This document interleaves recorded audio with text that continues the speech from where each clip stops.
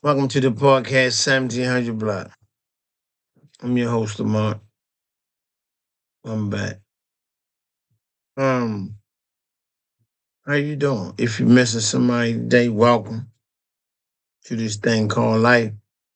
It's gonna get better. I knew that was gonna happen. It's gonna get better real soon. So welcome to the podcast.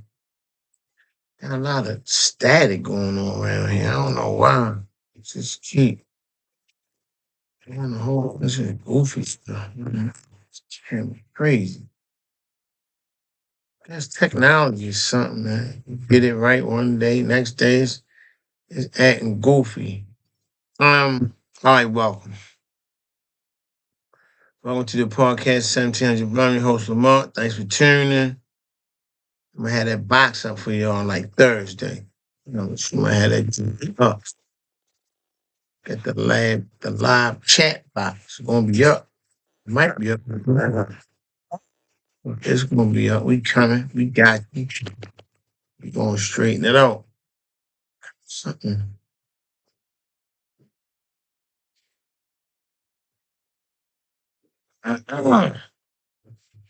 Let you see my chair.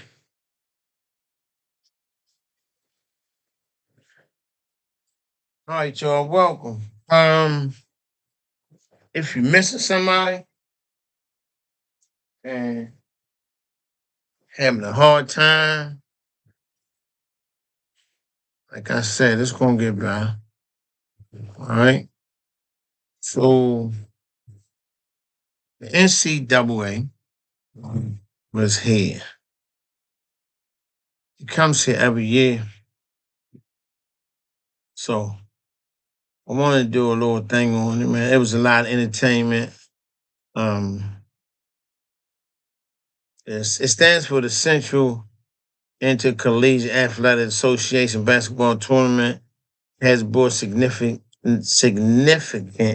economic impact of Baltimore, generating roughly 27 million to 29 million in annual economic impact since 2022.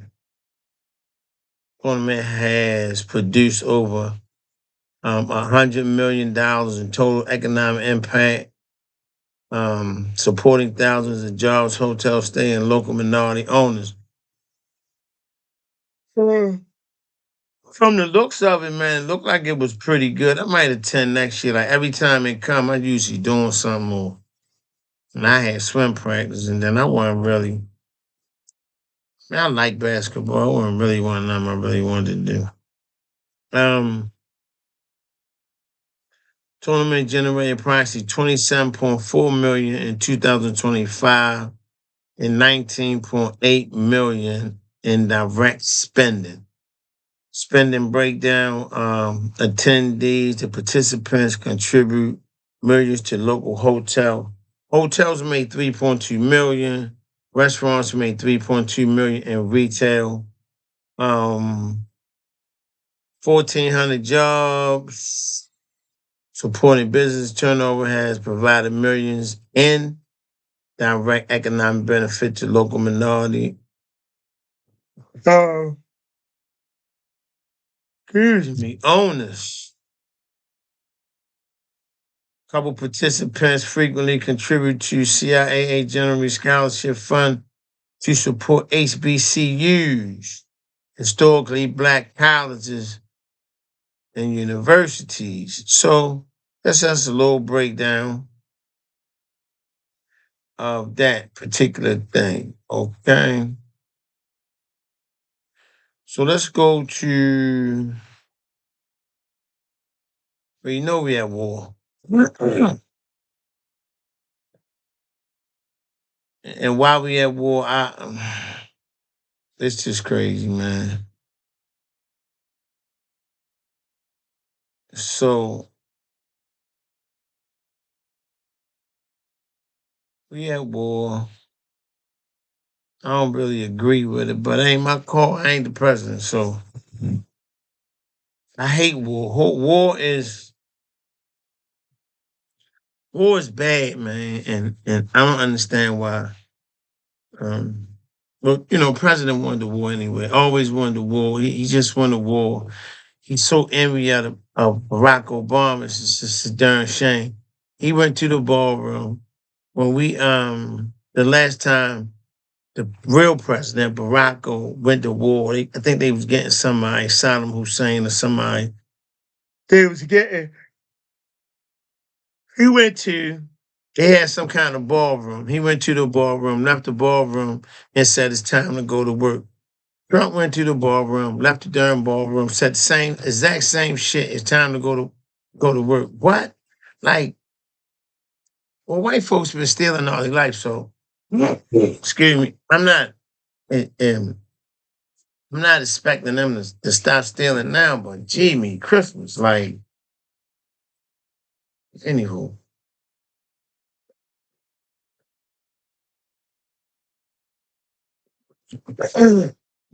I try not to get caught up in stuff like that, but I just noticed the similarities. I think war is terrible. People lose their life, and you fighting over. You trying to take something, man. The people in this world is wicked.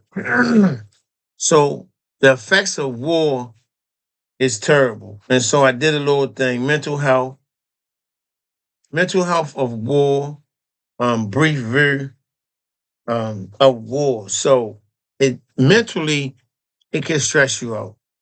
Economic and social, environmental damage we causes a widespread devastation causes severe economic, social, and environmental damage. Key impact includes increased global inflation due to supply disruptions, destruction of critical infrastructure, massive loss of human life, and displacement. Also drives also drive environmental um, degradation through pollution and carbon emissions while suffering geopolitical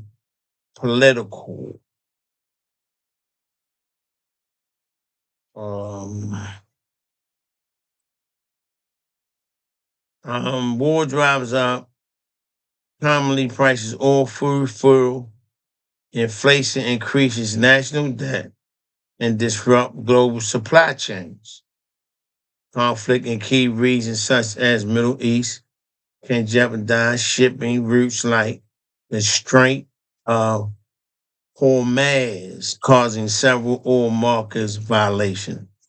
I'll tell you what that is later. Conflicts lead to widespread casualties, displacement, and long-term physiological damage of populations. Warfare causes significant populations of air, water, and soil devastation, destroying um, erostems and erosions and contributing to climate change. War often forces changes in international law, dispute trade relations, and trigger new security alliances and conflicts. While some conflicts can drive rapid technology advancement and override impact is a depletion of human and mental resources. So it does a lot to your mental, it's bad for the environment. So it's a river. So it's a river that runs in there. It's one of our main sources of a lot of stuff, right? It's called the Strait of Hormuz. And it's a narrow waterway connected to the Persian Gulf of the Oman with roughly 20 billion barrels of crude oil, approximately 20% of global daily consumption. It passes through the river. And so where that river is, the Iranians export they can actually close that river down because the way it sets at, it sets. Iran has frequently threatened to block the river during a geopolitical conflict, which could significantly just disrupt global energy supply. So it sits right there. Excuse me. It sits in Iran. It sits in, in the Persian Gulf, and it sits like right there, and they can block it and shut it. And so that what happens is we won't get goods as frequently. We might don't get them at all. If they shut it down, it's a main hub, but they could go around and go another place. But that's like where most of it come. So, we're going to be affected. So oil prices is definitely probably going to rise. So now it might have something to do with Venezuela. So you go get Venezuela oil because you get ready to get in a war with the oil over here. So you go steal Venezuela oil.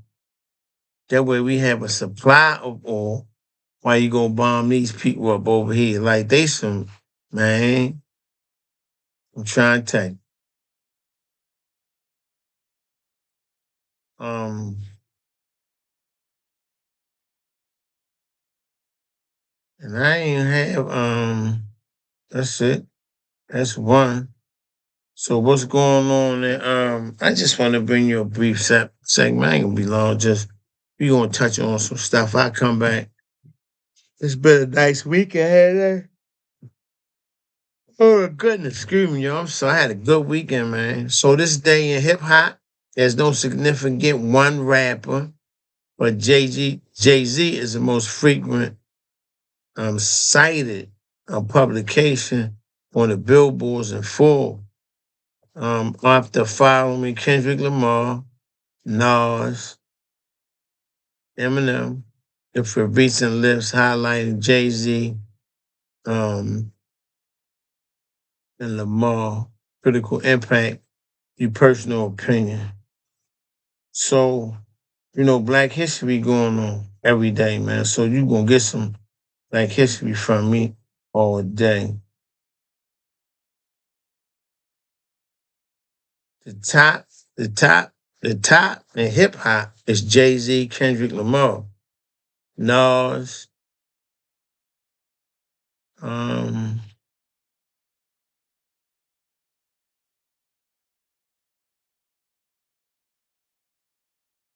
um, Eminem celebrates the technical skill speed of massive global salad for erasing chart masters. So yeah, that's what's going on in Black History. So let's do something else. The first Black hip hop artist to win a Grammy was DJ Jazzy Jeff and Fresh Prince. I bet you ain't know that. Will Smith, um, Jeff Townsend in 1989. The top rapper performs their song, Parents Don't Understand, through they boycott ceremony because in the rapper award wasn't televised. It was a pivotal moment in the hip hop. Yeah. DJ Jazzy Jeff and the Fresh Prince. That's what's up. Bet you ain't know that. This day in Black History, rapper boycott, they boycotted the Grammys in 1989. The death of Biggie and Tupac. The debate over Sugar Hill Gang rap was delight. The Brat became the first female solo artist to go platinum. The Brat, Baltimore. Old Dirty Bastard, Wu-Tang speaks at the Grammys. That happened. Yeah. First rapper in the world was Cool Huck and Coke La Rock. La Rock was born in Brooklyn, New York, on April 24th, 1955. Family roots go back to North Carolina. Quote, La Rock was a friend of musician partner DJ Cool Herc, who himself considered to have laid the foundation for hip hop. That was in 1973.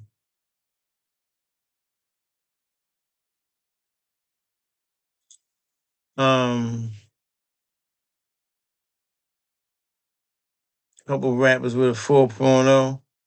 Kendrick Lamar. Kendrick Lamar, pretty smart, man.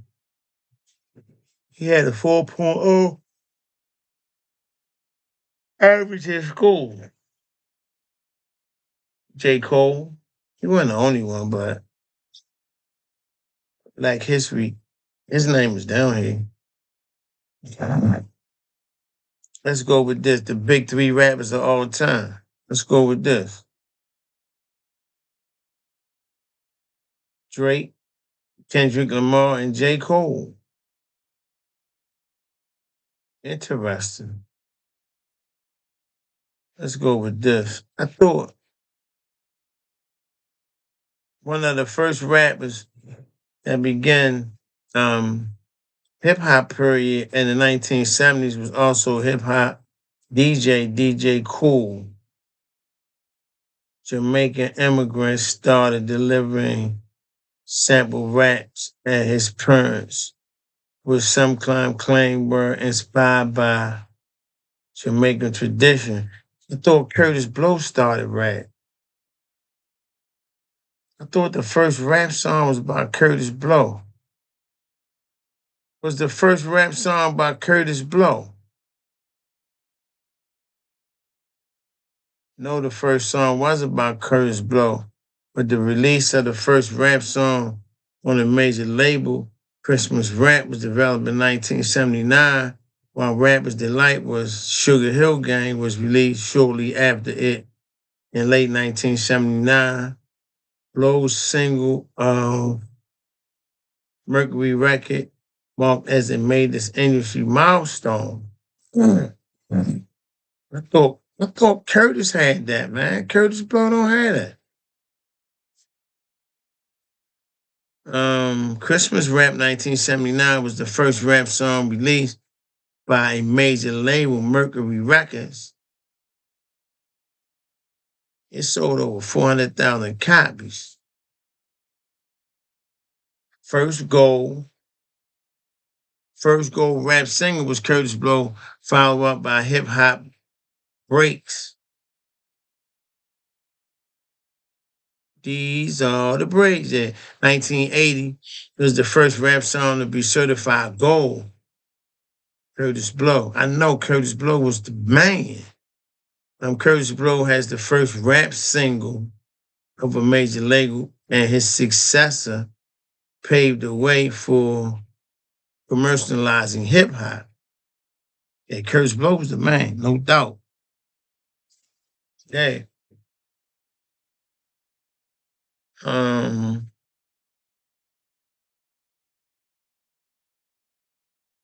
Hey man, so that's what's going on in Black history. And we done. We just done for the day, man. I got out what I wanted to get out, and I ain't want to do much. I just wanted to bring something because be on tomorrow. We'll be back on tomorrow. Just a little late hit, man. Pray to be with you. Have a blessed, safe, productive day tomorrow. Pray for the children. And pray for these United States that we be safe. And our children that's fighting overseas to make it comfortable for us. Please, I want them to make it home. Okay? I'm out of here.